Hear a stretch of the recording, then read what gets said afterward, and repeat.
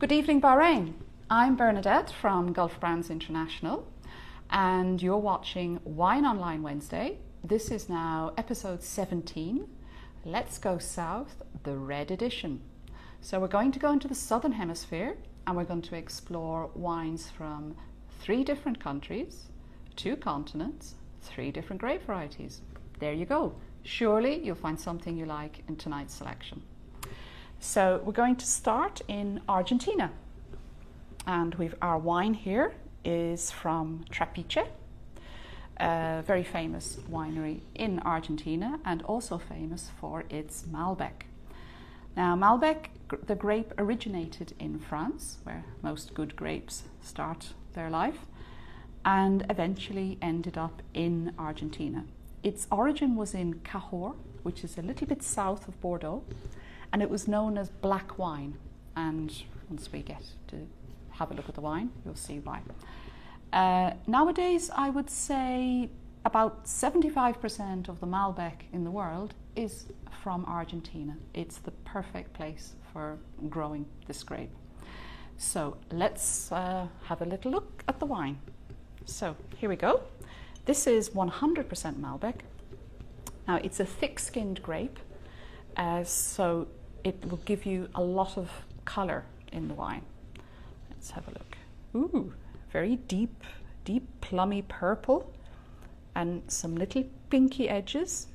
I'm using the larger wine glass tonight because we've got some lovely reds, and I think our usual glass for medium wines and white wines would be a little on the small side for this. So make sure you've got a nice big glass, give it a good swirl. It's got lovely colour here. And let's see what it's like on the nose. Cherries. Absolute fruity, tutti frutti cherries. So the Trapiche winery, the name Trapiche comes from a mill which used wooden rollers for crushing fruit to make juice.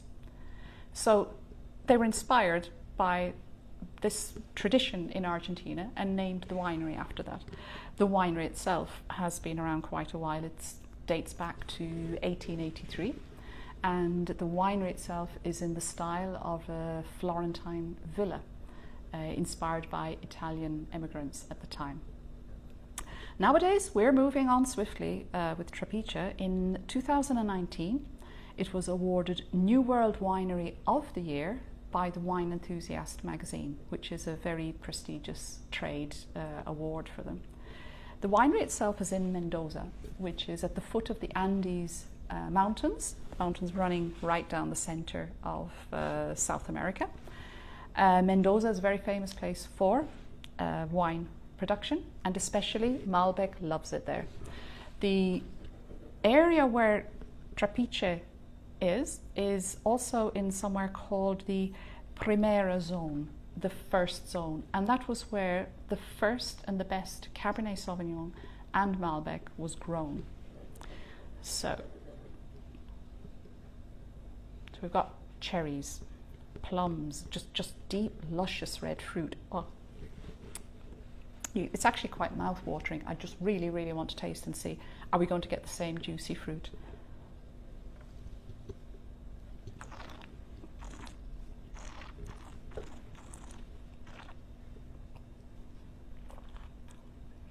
Absolutely. Your nose, palate follows through. That is delicious wine. Now it's dry, but the cherries are so sweet and luscious and fruity that it almost gives the sensation of sweet wine, but it isn't. It's dry. The finish, you can tell, it's dry. There's a slight herbal note in the finish, which takes away from the sweetness being too cloying. Now the wine itself, the harvest, for such a good value wine, it's very surprising to hear that it is actually hand-picked. Trapiche are very careful. They want to deliver the best quality fruit into their wines. So all their harvest for this wine is done by hand. Once you get into the winery, they remove the stems of the grapes. And that's why on the nose, on the palate, you're getting such juicy fruit. There isn't any kind of vegetal flavors going on. But in the finish, I'm getting a very pleasant, a very pleasing little lift.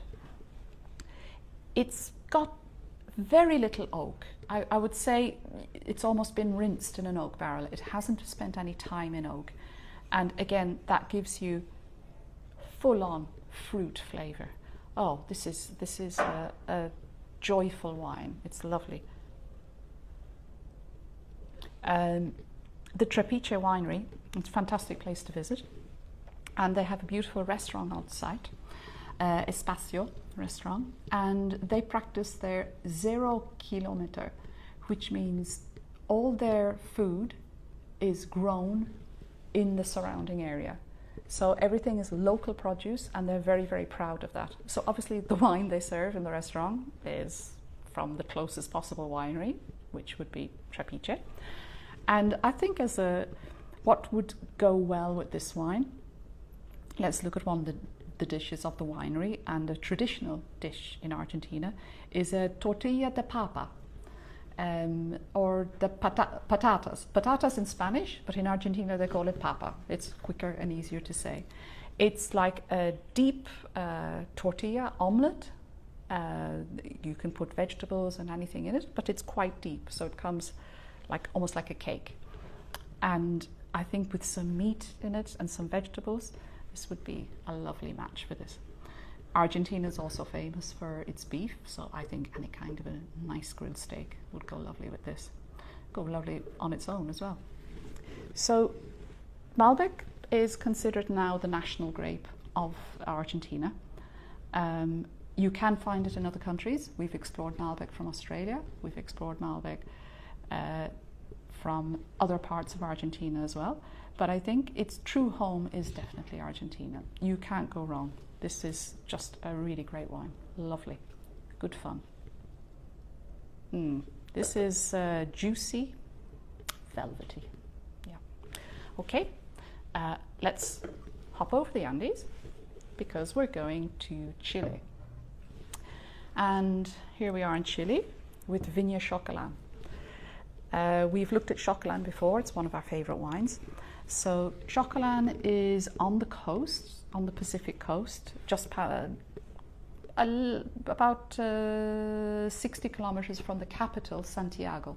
So it's sitting almost halfway down Chile, and it's got the Andes on one side and the coast on the other. It's much closer to the coast than the actual Andes, and it's called the Maipo Valley. It's very famous for good wine there as well. And what grape are we looking at here? It's called Carmenere. So, how did Carmenere come to be the national grape of Chile? Well, again, it started in France, in the Bordeaux area. It eventually got over to about the 1800s or so, and it was widely planted in Chile. And at the time, they thought it was Merlot. So everyone was quite happy with the Chilean version of Merlot until about 1994. And after doing some DNA analysis, they realized that it's not actually Merlot. Huge exercise was done investigating all the plantings of Merlot in Chile, and about half of them were found to be Carmenere, which was a bit embarrassing. So in 1998, Carmenere was officially given designation of this is the grape. And November 24th, I'm sure we'll be doing something nice on that day because that's National Carmenere Day. And this year it's celebrating its 22nd anniversary. So we've gone into grapes before which are very ancient with a long history. So this is, a relative newbie. It's only been 22 years in official existence. Let's have a little look and a smell. So here we go. Now this is even darker than the Malbec. It's like inkier. Yes, it's got more density. It's more opaque. The Malbec had pink edges. Here we've got light red edges. Let's get in on the nose here. Ah. Now we've got red fruit, but not as tutti frutti juicy as the Malbec. We've got something a little bit more mature here, a little bit more rounded.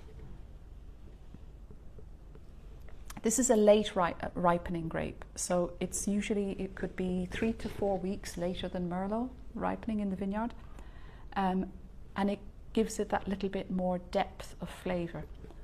Indeed, sometimes if autumn is coming in early, in the vineyard itself, you'll have all the red and yellow leaves as autumn is coming in. It's quite dramatic. Should we have a sip? Yes, let's see.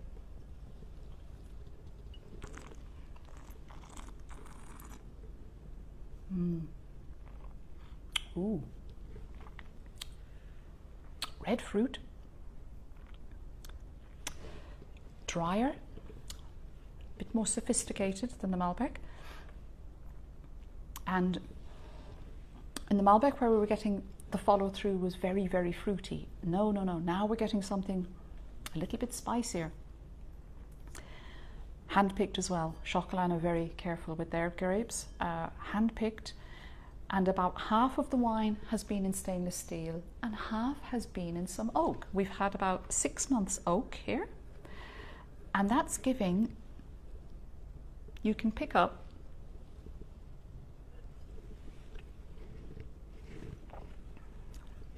a bit of mocha, almost like a little coffee hint, but pepper. Green pepper. Reason for this is that the Carmenere grape is full of pyrazines, and these are these wonderful little elements in the grape which give it this zinginess of a little bit of greenness. Capsicum, green capsicum, a green pepper, and also green peppercorns. So it's not black pepper, it's greeny pepper. It's got a very nice aftertaste coming through. So it gives it a sense of spiciness. So it's a dry wine, fruity but spicy. And actually a friend of mine from Chile said that this is a good wine that he enjoys. He likes IPA beer, and he said this is his favorite wine because, again, it's got kind of a spiciness, a savouriness of beer that he associates with this. And for example, he would find something like the Malbec just way too fruity for him. So it's got a little bit more weight going for it here. Food-wise, I think this has got to go with empanadas. Very traditional dish in Chile. It's like a little pastry crescent turned over. It can be baked, it can be fried, it can be filled with meat, with vegetables. Usually it's like minced meat and chopped corn, and they're absolutely delicious. Also found in Argentina, but really I think its sole home is in Chile. And I think this is a lovely wine to have with it. Ah, yes, yeah, definitely. So, we've done South America. Let's go a little further afield, and we'll just go across the Atlantic, and we're going to end up in South Africa. Right down at the tip of South Africa, just outside Cape Town, there's an area called Durbanville Hills. Nothing to do with the town of Durban in South Africa. So Durbanville Hills, as a winemaking area, really came into its own about the end of the 17th century. Now, the Durbanville Hills winery itself was founded in late 1990s or so by a group of 7 vineyards who got together to say, let's produce some amazing standout wines. In 1999, they had their first vintage, and nice and big success that was. Now there are 9 of these growers together, supplying all their fruit into the Durbanville winery. It is a beautiful location. I'm very lucky to have been there, and it is absolutely stunning. Beautiful place just outside Cape Town, amazing views, looking down over the vineyards, and sunset there with a glass of wine. Perfection. But what's in the bottle? we're going to look at the grape Pinotage. Now, we will not have come across this in any of our episodes so far because this is very much local in South Africa. Experiments have been done in other countries growing it, but for some reason it just doesn't grow well anywhere else. Pinotage itself, again, it's hatched from existing grapes. It's a cross between Pinot Noir and Cinsault. Now, Cinsault, another name for Cinsault was heritage, so Pinotage, perfect name. This happened in about 1923 by Abraham Perold, who was working on some crossings and clones, and he actually planted the first crossing and never actually got to see his wine made. Another gentleman, whose name escapes me right now, took over the plants, nurtured them, grew grapes, and eventually Pinotage came into being. It was a difficult grape to develop at first. The first wines weren't so great, but it's now reached such a reputation. The International Wine and Spirit Competition, again very prestigious in the trade, in 1991 in London, a Pinotage actually won Best Red worldwide. So impressive it was that from then on they've now had a Pinotage section every year. So enough history. Let's see how good this stuff is. So let's get into the colour. We're talking an inky black colour, and I think this sits between our previous two in terms of colour. Let's see how we are on the nose.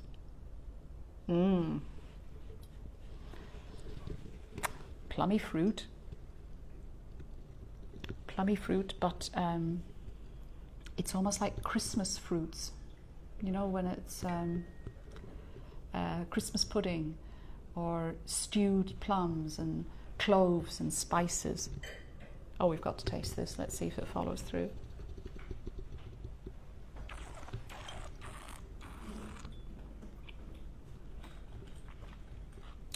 Oh,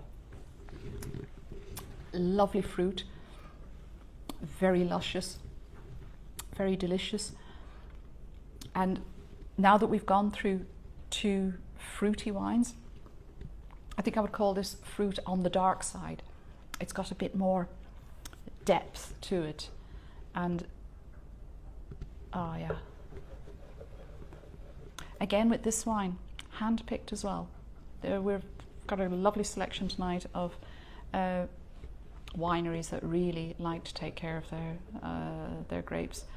Again, Pinotage, you wait until it's ripe because it's got some little greeny notes to it. In the winery, it's gently pressed, but so that they can get more colour and this very savoury fruit elements coming through, they do a lot of what's called pumping over, where the skins are mashed down with the grapes and matured. I think in the end we're heading for a silky side.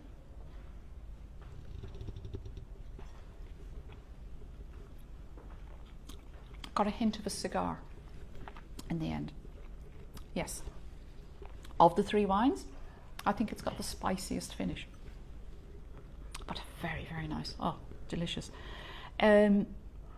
Food-wise, we're in South Africa. It's got to be a braai, or even, I'm not sure if I've got the pronunciation right, and I'm sure my colleague Karen will pick me up on this. Bodied. I believe it's like a minced meat dish topped with beaten eggs. I hope I haven't made a mess of that, but I've been told that it's a very interesting dish to have with this.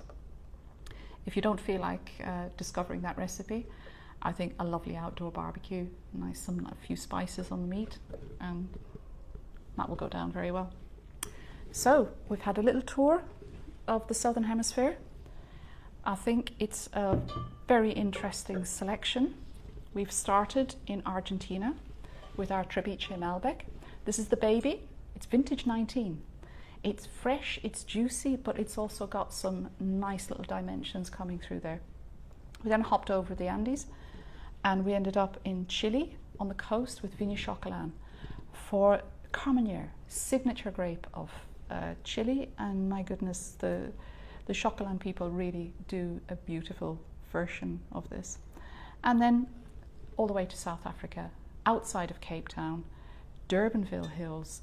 This one, you can tell there's been more oak here. We had about 6 months oak in Chocalan. We've got about 12 months oak here. Got more depth. Fantastic at grilled meat. I think even with a cigar late at night. So I hope you enjoyed our trip around the Southern Hemisphere. And just some news for you. 2 weeks from today, we'll be having a rather special evening because we'll be talking to the winemaker of Vina Chocalan. And he'll be talking us through a few of his favourite wines. So keep an eye on Facebook. Send in your email to us if you'd like that we put you in our mail shot, so you'll know when we're going to have a very interesting evening with the winemaker of Chocalan. So, from the Southern Hemisphere, good night.